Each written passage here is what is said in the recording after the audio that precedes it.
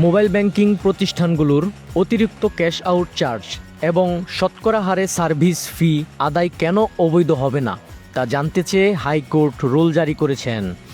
একই সাথে mobile financial service regulations 2022 বাতিল করে একটি নতুন আইন তৈরির নির্দেশ কেন দেওয়া হবে না সে বিষয়েও জানতে চাওয়া হয়েছে।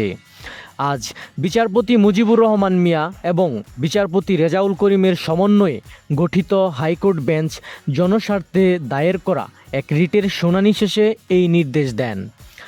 আদালতে রিট আবেদনকারী আইনজীবী ওবায়দুল্লাহ আলম নিজে এই শুনানি পরিচালনা করেন।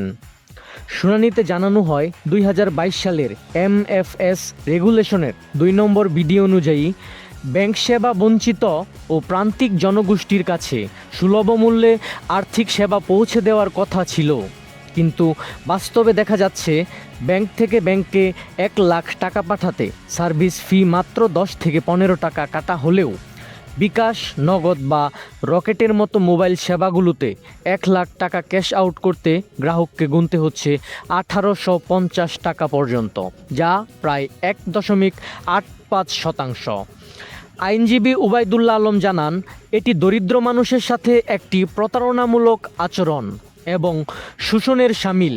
টিআইবির তথ্য উল্লেখ করে তিনি আরও বলেন, দক্ষিণ এশিয়ার অন্যান্য দেশে এই সেবা অত্যন্ত কম খরচে বা বিনামূল্যে দেওয়া হলেও বাংলাদেশে কেবল সার্ভিস চার্জের নামেই কোটি কোটি টাকা হাতিয়ে নেওয়া হচ্ছে।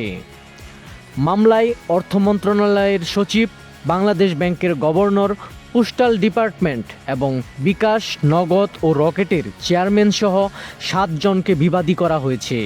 আদালত আগামী 2 দিনের মধ্যে স্পেশাল মেসেঞ্জারের মাধ্যমে বিবাদীদের নোটিশ পাঠাতে নির্দেশ দিয়েছেন।